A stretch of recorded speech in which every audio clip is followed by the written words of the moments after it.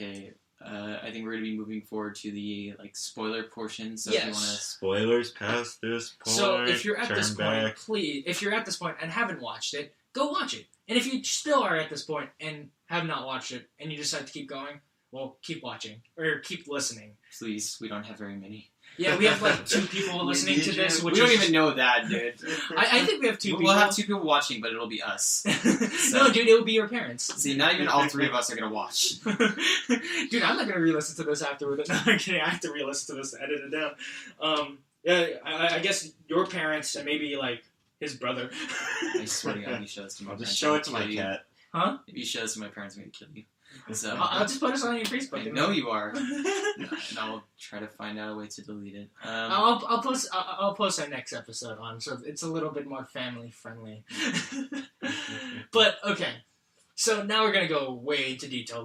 The best way I described it to these people as I was pitching them this idea for this podcast is think about it as an iceberg. As this first section is just the tip, and now we're going fully deep, and we're just gonna basically deconstruct every portion of this anime and talk about it. On that, and we're like, oh, fuck the shit out of this show. We're all the way deep in. You can't go you can't pull out now. You gotta keep going for it. Oh my god, all those jokes. I kind of feel bad because Okuma's just constantly just bombarded. Can you just talk normally? I don't know if I could actually deal with that. She seems like an alcoholic to me. She needs to do it. She has withdrawals. Okay, they could make it a much darker show if she didn't get that whole phone thing, and then she just scrapes herself in the corner need to say dirty jokes. Yeah, we'll get more onto that in a bit. But for the first part, let's talk about the plot. It's 12 episodes, very short. So, what did you guys think about the overall? People who haven't watched it and still going. No. This is spoilers spoilers begin. Yeah, this is the 3rd spoiler warning. I feel like anyone's. No, it's cool. It's cool. I was just saying. It's no trespassing signs. You set up a couple. People eventually they get the idea. Yeah, but now we're also setting up the welcome mats for people who don't listen to the no trespassing sign. But some people don't care about. Spoilers. And you get to that 3rd trespassing sign, and they're like, okay, I guess they really don't want me listening to this. So, okay. I mean, if you really want to, then just mute it, let the whole video play out, so at least we get a view, and then we don't mind if you don't listen to us, but just do whatever you want. Yeah, just do whatever. You're your own person. Anyways, plot. So basically, Okuma shows up on the first day of school, and on the way. The thing is, the main plot point is he's come from the most morally, the least moral school within Japan. Yeah, within Japan to the most moral school because he passed all the moral tests. But on the way, he kind of encounters a character who's being sort of swindled. It's showing the system being abused, and she's like, "Oh, I'm going to get money off of this person by saying that he's harassing me, but he's actually not." Yeah. So our main steps in and says, "Oh, sorry, that was me. I forgot what he says, but he makes it seem like it's an accident, but it's his fault instead." Basically, it's this opening part a bit shows his kind of even though he sees the morality within the world, he has his kind of own sense of justice in a way. Yeah, and he sort of sees that the way that the world's they're doing it is wrong, but at the same time he has this drive to be pure. So as this happens, the lady decides to double down on him instead, since he let her get away. So at this point, our second lead shows up, Ayame. Yes, and at the time she's dressed up as her alternate personality, Blue Snow, which basically is a terrorist who goes around just throwing nudie pics at people. Basically, it's a black-haired girl, naked, wearing only a sheet, with panties on her face, running around and dropping nudie pics everywhere. Exactly. And for them, that's very terrorism. So it's pretty entertaining. Yeah, it's pretty. And so that's how so from this point, he kind of sees this character and is able to escape and go to school. The whole point of why he wants to go to school, though, at the most morally the most moral school in the country, is because he has this respect for a girl named Anna. And Anna, she's the purest character you'd ever see. She's perfect at everything. Yeah, she's the purest of the pure. Her parents are the people who led the charge into making. And they're still in charge. Yeah, making the country as pure as they are. And so from here, he gets put into the student council. He finds out that Ayame, the vice president of the student council, is the terrorist, and he starts getting wrapped up in a lot of the terrorists. She basically blackmails him. Yeah, blackmails him into helping, since he's the son of a famous pervert. Yeah, so that's why she wants to enlist him. I think the blackmail just says that she'll basically tell him about what happened on the bus. And then you'll get in trouble. Yeah, and if you rat me out, she's Anna's best friend, so if she gets ratted out, like, it'll actually hurt Anna even worse, which Okuma, like, idolizes Anna so much that he's, like, willing to do anything for her at this point. So at this point in time... At this point in the story. Yeah. At this point in time, he gets blackmailed and forced into doing terrorism with her. But as we progress through the series, though, he starts to get, less as he's being forced and more that he wants to do a lot of the things that they're doing. Because he starts to see more of the issues and problems of the world and starts to wanting to fix it. And the way he puts it is it's more like he has something repressed inside him that he's trying to, like, release, that this, like, society's holding. Because, well, that's a lot of what's, like, the plot. That's for most of the kids as well. Yeah, is that because of their repression, they're having, they're being repressed, having issues, that the part where they're trying to talk about a lot of these lewd acts and stuff like that, but they can't because, And they kind of let their imaginations take hold, and people just, like, they don't really understand what, like, anything means, what anything's for, and they sound like, 5-year-olds sort of trying to talk about sex. And because of that, like, they have total misunderstandings, and, the whole point right now is to try to fix this society. Which, by the way, is why Okuma is brought onto the council himself. He's supposed to be the guy who, like, leads them and shows them, or not leads them, he's supposed to be the guy who's, like, hey, this is lewd. Yeah, he's the expert on the subject. They, like, bring him in as the expert and go, and then even though we're not actually sure what's even lewd or not, so it's kind of hard to, like, say, you can't do this because it's lewd. And even though he gets put on the council to try to fix things, he ends up not fixing anything because of the terrorism. Also, he's terrible. I don't know. I didn't mind him that much. He's bad at his job. But we will get more onto Okuma when we really go in depth about his character. Okay, so going away from a little bit more of the plot, let's start talking about the characters, because the characters will lead more into the story as we go through it. So again, let's start discussing our main Tanukichi Okuma. What did you guys think about him? Okuma, I mean, he was honestly a pretty generic MC, which I'm used to and I don't really have a problem with. Like, I didn't find him extremely special, but he was still entertaining to watch. He had his moments. Yeah, well, a lot of his moments were him. Yeah, a lot of his moments. Honestly, he's best when he's reacting to another character. He's best. He's more of the reactionary character, because I feel that since he's like a generic MC, he's kind of like not really us, but a lot like us in these situations of like, oh, I can't believe this is happening on my screen. Yeah, he's very. I don't know. What did you guys think of him? He was an interesting character to start. He had like this whole backstory behind him. And it was going to be like a really interesting dynamic to see him sort of explain everything to people. But he very quickly is replaced on the whole lewdness scale by other characters. And you would think that would be Ayame. However, other... Well, that since we're in the spoiler section, it's fine. But like, yeah. It's our resident Anna. My favorite character, your favorite Anna. Character. And as you can see, she's at the bottom of this list because I'm thinking that we're going to discuss her the most. So I'm just putting her at the bottom so that... Yes, as we can see, not you. This goes great for audio. But yes, he starts off pretty interesting. He gets kind of boring as the world gets more interesting and like kind of ramps up around him. And everything that happens kind of happens to him. He's not really causing much to happen himself. Yeah. He's kind episodes where he actually does something, he's interesting, but he very rarely does anything. He's kind of there along with the ride. Yeah, he's very much a generic MC. Like, he doesn't just distract from the story by having him there. Like, he's necessary to the plot, but he's definitely not the reason you should be watching this show. Yes, one of the reasons is my favorite character from this is Ayame, Kaijo, which, as Dawson pointed out at this earlier, very similar to Kaicho, which means president. Yeah, it's student council pres. Yeah, president. Period. I don't know Japanese that well. But before I go on to her, I just wanted to point out, I kind of, since you guys thought he was kind of generic, I kind of liked his little story arc that he had in the whole 12 episode anime, where it kind of starts off with him kind of hating his dad for like what he did, but then as you progress, he starts like hating his dad less and less to the end where like he has a new appreciation of his dad.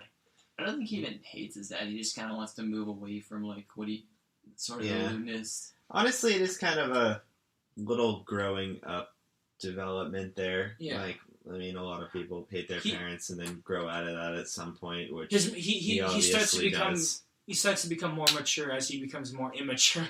Yeah. Strangely enough, but it works out. Yeah, but I just wanted to point that out. That's what I liked about him, where like from like beginning to end, like we talked about this before, where that 11th episode seemed more like an ending. Yeah. But then you get to that 12th episode and you go, okay, this is more of the wrap-up episode, like the epilogue, the, seeing his character arc in fruition. Mm-hmm. But besides that, we have our new other main character, Ayame, which, nicknamed Blue Snow, is the terrorist that wraps Okuma into this whole entire world. Since you started off first, I'll go this time. I like their character a lot. It's, I mean, you pointed out that she gets kind of like annoying with the dirty jokes, and I kind of feel bad eventually, but I don't know, I kind of like that unique spin and like, I don't know, the straightforwardness of her character comparative to other characters I've seen. But she has like... Yeah, but she's not that straightforward. I mean, she has her dirty jokes, but I mean, we get the scenes where she is obviously very uncomfortable with anything actually sexual. Yeah, like, but you forget the very surface level. She has a disguise, right? She's disguised as this like super serious person who doesn't talk very much, and that disguise just like dies after a few episodes. Yeah. And then under that, she has like the foul-mouthed Blue Snow. And then under that, she's like super innocent in reality, and she can't even like handle seeing anything sexual. Yeah, she puts up layers and layers, but that first one definitely pulls off by the end for sure. Yeah.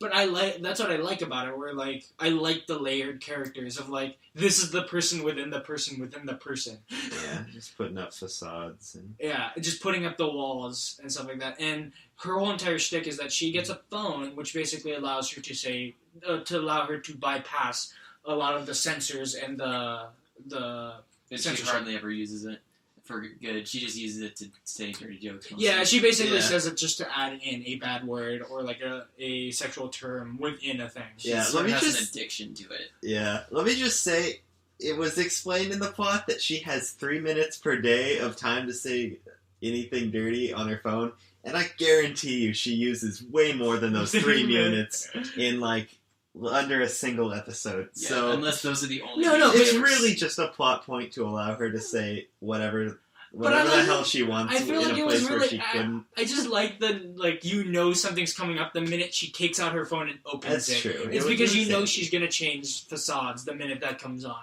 Yeah. And that's what if you really want to fault it for that, you also have to fault JoJo for the same thing. So... Yeah. I was thinking like... Yeah. Spoilers on that, so we're not going to bring that one up. Spoilers for a 20-year-old series? Hey, it has a new adaptation. Yeah, that's like now half a year? I guess that's past the dub's new. I hate we're not going to talk about that, though. That's for another time and another place. Anyways, Ayame's okay. She becomes the main love interest towards the end. Oh, yeah, let me talk about that for a second. I really didn't like, since we've talked about both Okuma and Ayame, I'm fine with her being a love interest, but I feel like at the end of episode 11, was it? Yeah. I feel like they shoehorned that development in. Yeah. I don't know anything. Okay. At this, let me say my piece for a second. Okay. I don't know how the light novels feel on this and how they did it, because I feel like it felt like something that was an anime only piece of like writing because they wanted to have the relationship develop. I don't know if that's actually the case, but that's definitely what it felt like to me. We can't do our research. Yeah, because I can't read the light novels. I'm sorry. I would have more for you if I could. We could learn Japanese and then just start, just doing this raw. But basically, I felt that the fact that they developed that relationship to a certain point, like they didn't have a full-on confession or anything, but they definitely did more than hint at it with that last 11th episode as they were second to last 11th episode as they were flying away. And I think it just felt forced and awkward to me. I would have rather them not put that in there. Well, the thing is, I was reading up on this, like what people's thoughts and, things were on that. But, Okuma, he doesn't say anything to her. That's all in his mind. Where he says, oh, this is the person I actually like. Which, that's him that's him saying it to himself. And then, for Ayame, for her thing towards him, where she says, oh, that's why I love you, it was you know who the character she is. It doesn't necessarily mean in a romantic sense of way. A lot of times she says you have the most beautiful, dirty mind and stuff like that. Yeah, and it's and they just sort of inspire each other as workers in the same cause. Yeah, and it's not necessarily a romantic way of saying it. I mean, I think it's also wrong to even analyze this very seriously because that's not really what the series is about. That's true. I know, that's but very true. this is what we were planning on doing. Is just nitpicking. But, yeah, I just thought it felt awkward with the rest of the series. I'd rather they had kept it out, added something else there instead. But yeah, they could have been serious. But. So, my opinion, best girl here, but you guys will have different opinions as we go forward. We're going to continue with the other members of their terrorist organization, SOX, which the next one on our list is Satome, and she's a painter, an artist, and is the person who basically draws all of the lewd and dirty images to spread around. And she has to do it with her mouth because otherwise she'll get caught by the systems. Yeah, strangely it doesn't monitor neck movements, but it does monitor hand movements. Well, I don't think they're thinking any peaches are going to be going on, so... I know. But also, I mean, we see a lot of lewd hand movements made by our good friend Ayame all the time. Well, those are just finger movements. Well, okay, no. No, she goes serious. She could probably do the phone thing for that. I don't think it works like that. I don't know. I don't know, movements like this, you could be plunging a toilet or, Yeah, she plunges the toilet quite a bit then. You think they... So, what do you guys think about this character now? I enjoyed her. I wish her voice actor got more voice acting roles. That's only because you like Index and Railgun. So. Oh, no, okay, I would like her voice actor otherwise. For those of you who don't know, she voiced a character in Railgun who, quickly let me say, the show really messed up. But I really like her voice actor. She has an extremely unique voice. It's hilarious. It goes off on the trope where you see a little tiny girl, and then you hear her mouth open, and it's basically an old woman. Practically, yeah. Practically an old woman. It's the same joke. And she starts off sort of blackmailing the character Okuma again. But then she kind of everyone likes to blackmail Okuma. It's a common theme. But then she starts to develop as yeah, and it's not a long-term blackmail. It's just really quick. Yo, I need a favor from you. I need you so I can paint Anna. Yeah. Yep. And she has this obsession with Anna, and because of that, it pushes her into joining SOX. And then she learns about all the lewdness from Ayame and Okuma, and they start to she starts to draw for them and become one of the members. Yeah. It's very much a nice shift in character, because I remember when I first talked to you about this, you didn't think that she would be that good of a character. No, I just thought she'd be annoying as hell, but that space gets filled in later. I'd say her and Anna have sort of the same thing. It's you think they're going to be like this, and they're not, but then they bring in another character who totally is. Yeah. So subverting expectations. Sorta, but then going, yo, we're going to fill it in anyways. Yeah. I like, one thing I really liked about her was the fact that in the beginning, she had this, obvious obsession with Anna. And the more she learns about dirty things and lewdness, etc., the more she seems to forget about that. She's drawing other stuff all the time. Yeah. She's not drawing just Anna anymore as she initially did. And I think it's an interesting way of showing, like, okay, she had this obsession with Anna that was obviously sexual, but that was really just more a representation of her being a repression of her sexuality and her as like a sexual person. And as soon as she like breaks out of that by joining Socks, she's not obsessed with Anna, the symbol of her oppression anymore. And what they mean by that is they're drawing she's recreating pictures for them. Yeah, because basically they don't have scanners or anything. Yeah, since they don't have scanners, since they can't copy the images, they have to hand draw all the images. So they show her mouth draw all the images. So they have to show her all the lewd images, the porn mags, the nudie mags, and she sees them and gets inspiration and recreates them for them to spread around. Not just recreates, she does some unique works too. But she needs inspiration for that. We'll talk about that one later. A specific crossing of a pair. Two pairs. Two bananas, as they kept saying. Next on our list is your least favorite character, I believe, and the last member of Socks, which is Kosuri. Dickhead. Quite literally. Which, actually, I hit myself for not realizing it sooner until afterwards. When they finally say it, I was like, oh yeah! Basically, her hair looks exactly like the head of a penis. But only when she's excited. Yes. Only when she's excited. No, I feel like it does all the time. No, there's parts when her hair just goes... No, but I feel like that's always when she's, like, defeated or something. No. If you actually, like... They actually did the time and effort to actually, like, do a lot of the transitions of her hair changing. Guess I only noticed it once then. Yeah. Pay more attention. Yeah. It's not the best joke, but they clown it a lot. Yeah, it's not a... Yeah, they enjoy it. Like, that moment where Anna comes into the room and, like, stabs the ground, and then, like, it's just a penis coming down, and you're like... Well... I feel like this whole thing was a setup for this joke right here. Yeah. It was. But you decide, go. She's pretty... She flip-flops more than a politician. She basically has these illusions of grandeur, or delusions of grandeur. Yeah. And she basically thinks Socks is just going to, like, basically win over everyone by being, like, the most extremist group possible. And, like, if it's ever something moderate or they're, like, working with society in any way, she hates it. So that kind of, like, gets her to betray the team later on. But then she comes back. An episode later. Yeah, an episode ridiculous, later. But also, basically, she wants to take it to the extreme, but then you don't realize that you don't take things too extreme. Yeah. Sort of. She also thinks, like, she idolizes Ayame, and she hates Okuma because she thinks, like, he doesn't deserve his spot. And he's too moderate. Yeah. She's one of the few characters that really doesn't feel like she's a unique character. Yeah. Like, you usually have a character that shows up like that just most people don't like. Yeah, that's why I say most characters. Yeah, most of our characters are good, but Kosuri just, I don't know. They drop the ball hard. And they never explain whether or not Okuma ever licks your foot.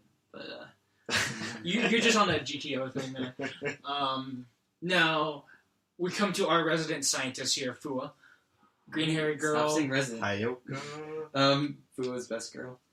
Yeah, so... She's pretty great. I enjoyed her. I was on that board up until I decided Ayame was better. But, So she initially appears to be the most, like, psychotic character.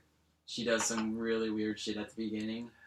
Basically, the introduction of her character is, since this is such a repressed world, and since she's a scientist, she's very interested in a lot of these subjects, but the problem is, no one will tell her. Yeah, she's almost like a sexual scientist, as in terms of that's what she's researching, not as in she's sexual. She's a pretty entertaining character. Yeah, and so, really, in all of her lengths, that since she can't experiment on humans, she uses bugs and observes them to figure out how all of this works. Their docking. Yeah, all their docking. Because basically, she's very much interested in human life and how, human life is created, but no one will tell her. She's also one of the most useful side characters. Yeah. Just like, if you need something done, you'll just call her in. Yeah, speaking of shining moment for her character right here, I don't know how anyone else feels about this, but the moment when I really liked her was when we're on the forest arc, with all the porn mags hidden in the forest that they need to go find, and right when everything's going bad, there's just this mob of students running towards the forest, and she's just standing there on a And wheelchair. then tossing. Yeah, just like tossing Nonchalantly. as she goes. It was that's an amazing scene. I liked her from like moment one, and then that was just like getting better and better, and like her addition was like really well done. Of just like this character who's just like this nice side character who is like the most helpful person. And she never is an official member, but she does help out a Yeah, lot. she helps out. Well, she she's does kind it of, for the mags. Don't you remember like Her payment of the banana mags? yeah. But if you remember correctly, the whole like it's in the episode where they're trying to find all the panty teas, where basically she's kind of the leader of the student body. Yeah. Like, and that movement. So she's kind of like they're not really a movement, like a terrorist group, but they're, just... It's just the students who are so repressed that they kind of lash out sometimes. Yeah, and so she's kind of the leader of yeah. that kind of body of people. The opposite side, we have Anna as the leader of that group. But before we move on, I'd like to hear your guys' opinions on Fua and like what you... I enjoyed her. I mean, she Yeah. obviously wasn't my favorite because I have an obvious favorite, but she was one of my favorite characters. No, of the I show. really enjoyed her character. Just like the character design, Her sleeves are adorable. Yeah, Yeah. you like the sleeves part. I like that part in the last episode where like they're all hanging out, and then it just cuts to just Fua just catching bugs. And Yeah. I was like, that's such a great little like moment there, and I like what they do with the character in a lot of the things. Bug catcher Fua wants to battle. But moving on to our bananas, we have Goriki. Banana number 2. Yeah, we have Goriki, nicknamed Mr. Gorilla, stuff like that. And he's basically the big hulking guy. Yeah, he starts off hating the main character even though he saves him. Yeah, and... Or MC saved him. That's the guy he saved at the very beginning. Yeah. But the whole deal with his character is that since they're living in such a repressed society, he's kind of the symbol of people mixing up love and friendship a lot, where he thinks that he confuses the two emotions up a lot. Yeah. Which, goes on for a great ongoing joke between two bananas, where a lot of the girls all ship Okuma and Goriki together. Yeah, and also Goriki is actually kind of smitten by him, or before that, when he I believe, cross-dresses. Yeah, first time he sees him cross-dressing. The only time, actually. Yeah. He I don't gets know, all for me, flustered. I just feel like he's like that, like he's supposed to be the representation of like the society and how they mix up the two emotions. Well, yeah, and he doesn't understand sex at all or anything like that. He's But extremely you'll ignorant. constantly see just tropes of like, oh, do you want to walk to school or something? Yeah, or I made you lunch. Yeah. And then because He's of that, making him when he's in the hospital, and he He's makes cutting- him the little like rabbit ear apples. and because of that, it causes like a lot of like people to just be like, yeah, these two characters. All together. Except he's actually kind of useful to have around because he keeps away another character. Then not like we're briefly talking on this because we're trying to rush here to get to at least Dawson's favorite character, that you know of the series. and we feel like we should talk in depth about, and that's kind of the face of she kind of became the face of the series. She At the halfway definitely point. is. I'd say she definitely And is. that's Anna. So let's talk about early Anna, and then later we'll talk about late Yeah. Anna. So early Anna is like this pure, the pure Yeah. incarnate. As we've said before, her parents were leading the charge on She's the purity. like a prodigy of purity. Yeah. Her hair is white. Her heart is white. She's perfect at everything. Yeah. She has and she's godlike super, strength. yeah, and she's super strong. which doesn't come into play for a while. No, it kind of comes into play. Does it come? It kind of comes into play in the third episode where Okuma's trying to get down the rope, and then she's Okay. literally holding Yeah. the rope up. Which that's the Okay. first I forgot example about that that. she Yeah. has that Her And Adding strength. she's rather like a scary villain when they're trying to. Well, it depends on which side you're cheering for, but when they're trying to escape and do their exploits and stuff, and she kind of catches them.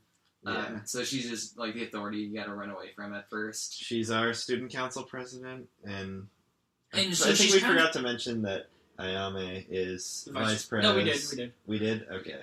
But Yeah, the she's way very that close this friends with Ayami, but that character just gets thrown out the window.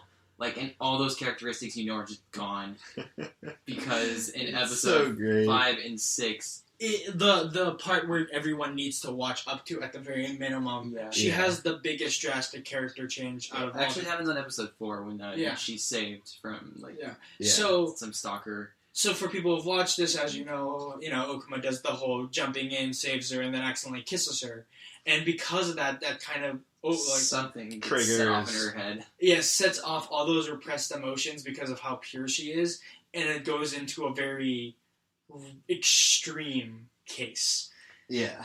And I feel like you should talk about this and Okay, so Anna goes from being our number one most pure character on the list, and then from there, as she changes, she starts as kind of a villain in some sort. I wouldn't say she's. I mean, she is a villain towards Socks, but I don't think she's quite presented as a villain either. Her mom is definitely presented as a villain, but she's almost shown as a figurehead. Yeah, and there's earlier conversations of, will she join? Will she not join them? Stuff like that.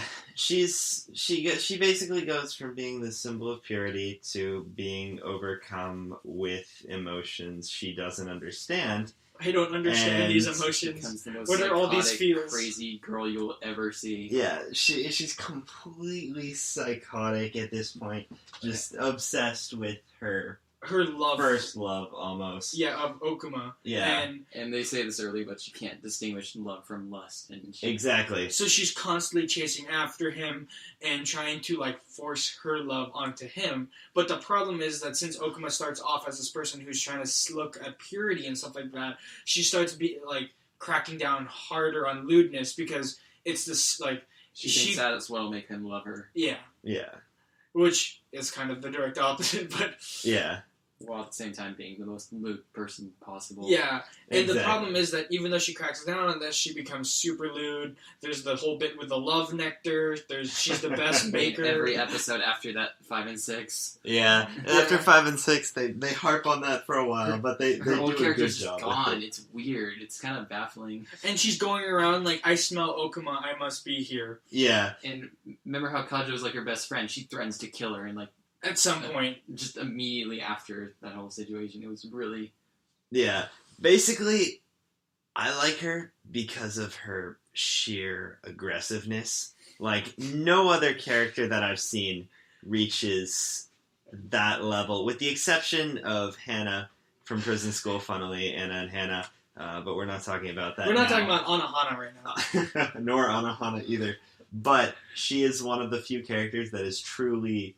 completely aggressive with no room to stop, no room for breaks. She just goes and goes and goes, and I think it's so great that they went all the way with that, because so many characters they only go halfway. Yeah, a lot of yanderes this happens with. They'll go really far in it, and then they go, okay, time to show a cute side.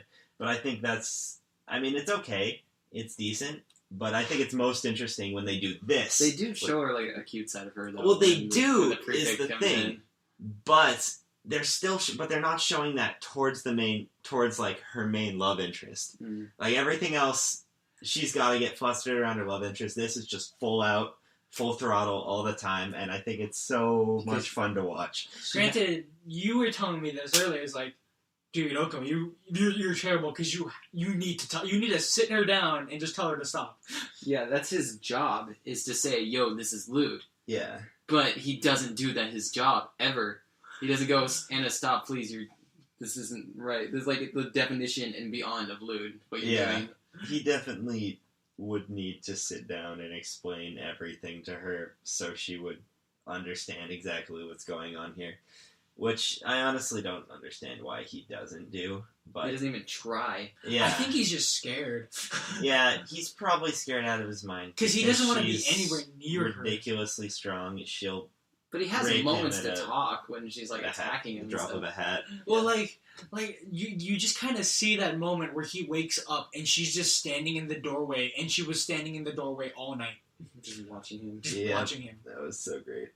And you think he'd want to end it as early as possible, but never mind. Yeah. And, God. So... Yeah, she's on also, as she's I think, the most important character in the show. She She kind of represents what the show is trying to She say. hijacks the show so hard.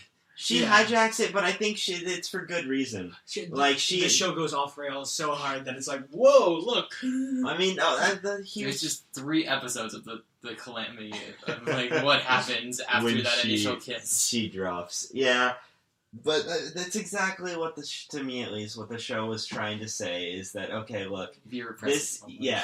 we shouldn't repress We- knowledge of We should teach it and Yeah. like make sexuality. Shouldn't be repressed. It's something Well, that just should everything be in general. If open. you hold it back, people are going to overreact when they finally get the chance. Exactly. Knowledge is power, and by holding this stuff back, she just doesn't understand what's going on and goes off the rails. And I mean, and hijacks the show yeah, just listen to her speech to about I basically hope she's that everything I do is perfect because she's been like spoiled so much and like she's been meant to believe that everything she does is perfect. yeah. and she thinks that anything that to do with love, all of her actions towards it are right because Yeah. it's for love. She just doesn't know any better, She doesn't know what lust is. and Yeah. that's exactly the point I think Shimoneta's She also trying to becomes a make when violent, it's crazy not. bitch at sometimes. So. Yeah, this is Oh, true. the scissors. Oh, The scissor scene. The- Yeah. Perfect square. the perfect.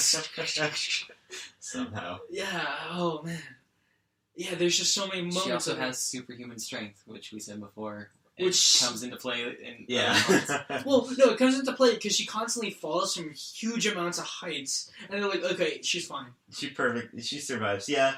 Like in that last episode, she falls down, and then it's like, okay, she's fine. Why? Because she has superhuman strength. Okay. Yeah. The show in general will do a lot for comedy. She becomes the Shizuo of the show. Yeah. She's just the Almost. force to like not be reckoned. The force force is to be just reckoned better with. leave alone. Yeah. There's no reason to go up against that.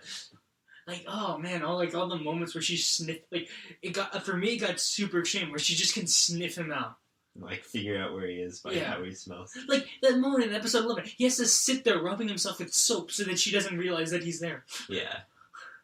It's ridiculous, but it's great because her aggression is never turned off, and it makes her constantly entertaining to watch. So I'm gonna switch out in this next one, because we should go to the other it's time character. to move on. But we should go to her, technically her kind of bodyguard in a way. Yeah. Suki Migusa. I don't know how to spell it, but best way we could just call this character is Mr. Trap. Yeah. Basically- He's like kind of a trap. Well, No, he's totally trapped. He's A little bit. he comes. Well, this character comes in. Not by choice or anything. Yeah. He's the most brainwashed character of the show. Yeah. So much that like he thinks everything is lewd, but you can just tell him otherwise, and he'll just go, "Oh, Yeah. okay." Well, that's what I liked about the twist on his character, where Yeah. you talked about how each character has a kind of a unique twist on it, where he comes in and, well, first you He see goes, that, basketball nets look like condoms. They're Yeah. too lewd. Take them Well, down. well, he comes in though, and you immediately think that she's a girl, like he's a girl because of like the No, I same was misses. spoiled. Oh yeah, you were spoiled on this. No. Long hair, stuff like that, and you think, oh no, there's a prefect person, this is the new villain. Yeah. This person's gonna fuck everything up and just like, and go, okay, this, and this. I'm gonna crack down on lewdness. And they're And then- so incompetent. Yeah. and then it's you hilarious. discover how incompetent he is. Where even in the last episode, he blows up a vehicle because he's like, it's a co-ed vehicle. Yeah, guys and Yeah. girls were sitting in this vehicle. It was probably lewd. Yeah. Okay, I have something to say on this. Episode 9 is titled Do Androids Dream of Electric Massages? For hilarious reasons, but for those of you who don't know, Do Androids Dream of Electric Sheep is a popular and rather influential sci-fi book that inspired Blade Runner, another film. But they actually did more in the episode with that, which I thought was cool. Like they referenced the 3 laws of robotics. But also, I don't remember if it's in this episode or in the next one, but at some point they reference our friend the Trap as an android, which I think kind of describes him perfectly, as he's just doing what he's programmed to do. I don't know, they didn't do... By program, you mean brainwashed. Yeah, brainwashed, basically. But, I don't know. I found that interesting. I enjoyed the reference. He basically doesn't have a personality. Yeah, He he's just, kind whatever his personality they say, takes this personality and Yeah. goes, okay, I'll do Well, I it. like We'll that do bit that. where they said, like, I'm the gender I am is the gender they tell me I am. Like, yeah. And, like, it's like, wow, it's like, this person's super brainwashed, this person's super just automated, and They're stuff. just so hilariously stupid. It's awesome. Yeah, like, that moment, like, it's like, oh, you're here to, I'm supposed to protect, like, I'm here to protect you. He's all the way in the forest, like, scouting out for loot objects, and it's like, really? Right here. Oh, we have to take away all the toilet paper. Why? Because these are loot objects. Yeah, and then, like, you don't realize till later when he's signing the FUA that you can just go, no, that's not loot, and it'll go, okay, He's it's like, not oh, loot. I guess it's not. And it doesn't matter who tells him, because FUA's just some random student that walks up to him and goes, is this loot? And it's a yaoi mag. Yeah. And then he just goes, oh, that's loot, and he goes, no, it isn't. It's It's a super piece, healthy. It's a super healthy piece on bananas. And he goes, okay. Okay, He's it's like, not yep. loot. We'll go with that. And I feel like he's one of the, like, he's a late character, but, like, he's probably one of the more interesting characters in his, like, personality and I just design. realized we totally skipped over the yaoi mag. Or we mentioned it a few times. We mentioned it, and we stuck on it, and then we decided to leave, because... So, what's your name? Saotome decided it'd be a great idea to start shipping... no, we mentioned that. Ship Goriki and Okuma. To the point that she just starts drawing. Yeah, there's a series. She makes like an 11 chapter series of just this yaoi between them, and like almost every single like side character girl just loves it. They think it's the best thing ever. Even Ayame thinks it's the best thing. Mostly the next character we're about to bring up. Which one? Beacon? Beacon. So this is an anime only character, which I just found out like 5 minutes ago. It's not that hard to see though. She's pretty fan servicey. She's just sort of like, this is the reaction of the general student. Yeah, so she's basically this main background character that if you actually look at in almost every episode, she's in the background doing something. Yeah. And like she's part of like she's there. Like she's kind of like you see her there, a part of almost every part of the shenanigans involved. Yeah. And just like Kosuri sort of filled in for what you thought Satome would be, like the annoying little brat. Mm-hmm. Beacon sort of fills in for what you thought Anna would be, like she's super pure and stuff, and she reacts to everything. We had this discussion last night when we were watching the last episode. That's her defining moment. I don't think any of us can really argue on this. That second best girl is obviously Beacon. Oh, she's great. It's just she's just fun to watch. It's nice to have a little background character that shows up. Like the moment when she's in the like bus and she's trying to cover her eyes and like she's like or the moment she's playing rock paper scissors with black bass or bass black and she's like I got this and it's like nope I quit. Takes off one piece of clothing and like feels the nipples. Like, I It's can't do it anymore. Too much. Yeah, if you guys haven't, you should look up and try to find like a little album of all the pictures she shows up in, because it's enough that it's not like an overwhelming amount of photos, but it is fun to see. Character. She's a background character, but the only reason why she's there is because she's the best background character. Because she basically like she's almost in every single shenanigan, but she's in the background, and you just kind of see her as this nice background character, which kind of shows off like. I don't know. I like what they were trying to not what they're trying to do, but like she's just adorable. Yeah, she's an adorable character. She's great. And now we move on to the villains. So I was thinking about this as we kept talking. Is you start off with Anna kind of as this villain, and then after episode 4, she kind of like I'd say she becomes even worse.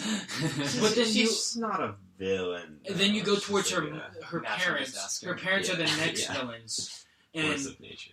And her parents are, I don't know, they're nothing to me because they're barely on screen. They're just trying to push more like politics, and you're like, okay, the villains just kind of push the plot. But honestly, And from then, what I've seen the manga spoilers, they actually do get away with some stuff later. But they're basically who Sox has to fight against early on. Yeah, but then after that, what happens is that some of the other like terrorist groups kind of get a little bit more radical. Yeah. And because of that, and they start saying that they're supported by Sox, and because of that, those guys start to become villains. Specifically, the main one that I could think of, which is Gathered Fabric. Yeah. Gathered Fabric and their leader, White Peak, who basically is just this pervert who, he's pretending to be a revolutionary, but he just wants to, get underwear. He's a rather minor villain, but he's kind of perfect for the screen time that they have. Well, so I don't think he's a minor villain when they have a huge fight with him. Exactly, but that was just an arc. I think he was our biggest villain that we had.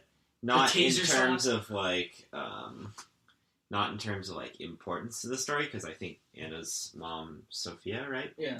Was our most important villain. but I think he was the most he was the biggest one that we had to deal with. Yeah. So, now that we're done talking about characters and plot, let's move into, music. What did you guys think? Like, I mean, for me, I didn't actually realize the music was there until my second watch through of this. And then I realized the music's actually really good. You said that you had a story about this. Okay, disregarding opening and ending for now, just like the general ambience music, yeah. I didn't think it was great, but I didn't think it was bad either. Like, there was one of the recent episodes where they were doing the bus hijacking. They had this music playing during that sounded like very Shoujo Maguru-esque. Did I pronounce that wrong? No, it's Shoujo Maguru. Yeah. Shoujo Maguru. It was honestly reminded me of that, which I was happy about. But also there was another point where that I was listening to when they were playing some other song. And normally, music isn't something I notice in a show unless it's really good or really bad.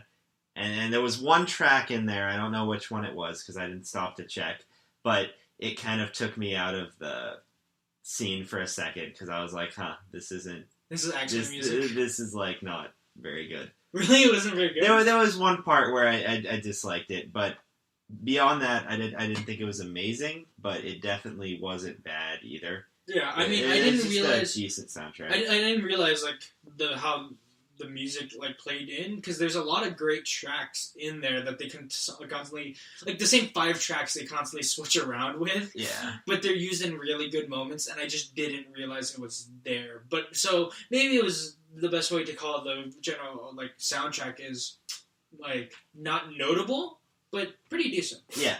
Now let's go to opening and ending, which is opening wise. I find the opening surprising because video-wise, I think the opening is very good. Yeah, music-wise, I don't think it's actually a very good song. It's definitely a song I don't really want to listen to unless I'm watching it with the video. Hearing the song and watching like the opening together gets me really hyped for the show. But it's not an opening I really want to listen to by itself. Because I have to disagree with you, because I love that song. Because, I don't know, it gives me... The thing is, I remember telling you guys, it's like, I feel like when you listen to it, you're kind of preparing yourself for, like, some old 70s, 80s spy film. Sort of. The music does its job, is, I think, the biggest issue here. Like, it does what it's supposed to do. It's supposed to sound like that, right? Yeah, but nothing like, notable.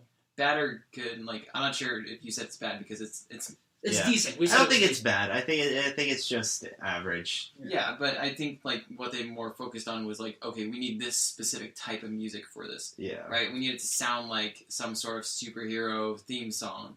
Because that's sort of what they think of themselves as. They're like heroes and they're trying to save the day and everything. And I kind of like that because that's not sort of how they're sold to the audience. Like the audience doesn't see them like that, but that's how they see themselves in ways. Mm-hmm. And there's moments of like a Power Rangers kind of justice-y feeling at points, like, yeah, we did it, everything's gonna be okay, and like they flow off into the sunset. But then there's other moments where I'll just call them Anna moments, where like, that's what people are actually watching the show for, just like the psychotic, crazy turns that happens. Yeah. But for like what the show's trying to get across, the music kind of fits that theme really well. Like, that's why I think where I say it's decent, or if you're watching the show, you don't realize the music's there because it's not amazing. I think it works best with an introduction too. Where the guy's like introducing songs. Oh yeah. Exactly. It fits into that. Like the animation, for me, is what does it in that sense. Not like the actual animation style itself, which we'll get to in a second, but the clip series is fun. But your favorite's the ending, though.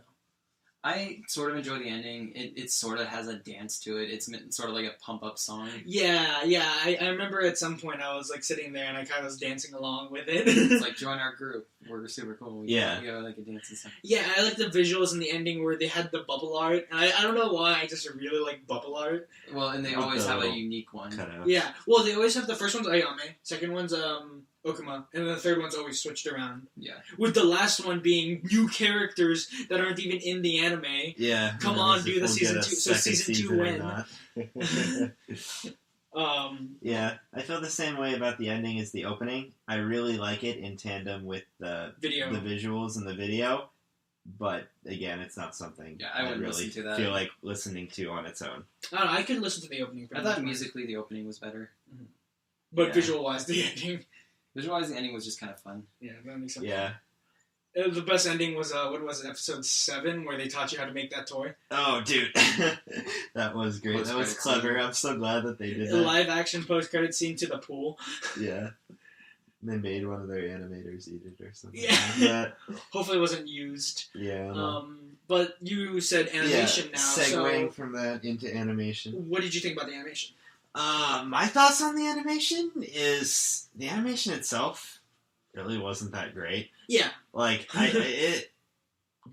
I'm not. It was definitely a show that I'm not watching for the animation. You're watching it for the comedy. Yeah, like it takes a little bit of getting used to, and it's not like other things where it's stylized in a way that's good. It's just kind of slightly subpar, but. It's definitely not what you're watching the show for, and you'll get used to it quick enough that you can just watch more. Everything's very shiny. Yeah, they do a lot. Everything's there's a lot of shiny. dripping. There's a lot of liquid. dripping, glittering. Not what I meant. But yeah, no, but yeah, they do like to make things shiny. But I don't know. Their character faces look a little off. I think is mainly the thing, especially when Ayame wears glasses. For some reason, something about that. Ayame's glasses and Okuma's necklace, both of those in tandem with their face looked really awkward, which I don't think they were going for. Maybe they were, but for me, it was slightly off-putting at first. But you get used to it. It's not terrible. Yeah. 6 out of 10. Yeah, I think we already went through themes. Yeah, I mean, themes and messages is something that we've already talked about. It's Oh, who wants to summarize a theme and message in like a sentence? Connor. You do it. I know what you're going for. I don't want to say it. Sex is important, guys. Yep. Sex is important. Yay. No, sex ed. No, sex is important too. Everyone take a health class. Please take health classes. Don't go to private schools. Get educated. And I mean, we've talked a lot about the themes and messages in tandem with the characters. Yeah, so I think if you don't understand the theme, you might want to go see a doctor. Yeah, it's pretty obvious. I mean, it's good and it's enjoyable, and thank you for doing it. I really like the themes that they presented, because, I mean, I was saying this earlier, where because he's tired of defending Kill la Kill from people. Yes, that, and if you look at today's society, it's like, hey, we accept gore and violence, but, like, the minute, like, nudity, like partial nudity gets on screen, it's ooh. The general argument is my kid would never kill someone, but they would totally have sex. Yeah. And I'm just thinking, you overestimate your kid, people. Yeah. I'm not even gonna make any jokes. Comments on that. So also, last minute thoughts. Did you guys get the pool joke? Yay! Yeah, the pool joke. If you don't know what the pool joke is, you must not have read anything about Shimoneta online previous to this. And if you don't get everybody mentions it. And it's the the best same thing as the American couch. Yeah, the black couch. Basically, it's in a lot of porn videos. Like, it's the equivalent of the black couch. And if you don't know what the black couch is, why are you listening to this podcast? You're probably too young. No. You just don't watch. Or you just don't watch. Yeah. But yeah, basically in the intro, before even the theme song, they show like them blowing up the pool and a bunch of other like sort of like lewd situation. They have like a van and stuff. Ikebukuro, not Ikebukuro, Akihabara is just blown up. Yeah. They have the... Akihabara cannot exist without lewdness. They like sledgehammer in each game. I feel so bad for the HGame. No, they sledgehammer the computer, don't they? Yeah. It's like, that's not how it works. The computer's like got the HGame on it. Okay, so overall, last minute thoughts, great. It was good. It's a highly enjoyable show. If you know what you want, you'll enjoy it. Yeah. It's by no means amazing, but... Well, this is ready for people who... This is for people who've already watched it. Oh, yeah, huh. Sorry about that. So I hope you guys enjoyed the show, and we enjoyed it. We enjoyed it. Not for any deep meaning, but for comedy. I'd like a season 2, but I'm not going to be like, I don't know. Super pissed season 2 if we don't get one. Season 2, yeah. I'm more interested in seeing like the light novels and the stuff to come out of that. Yeah. Now it's finally going to be translated. So yeah, because there's interest towards it. Like, Jitsuwa, Okusama, and, like, yes, they all got interest because of this season, and now people are getting on their butts to check. Yeah, I hope someone picks up the light novels over the manga. That's only you light novel reader. I like original source material. It's always the best. Next week we'll probably be working, but not really sure on that one.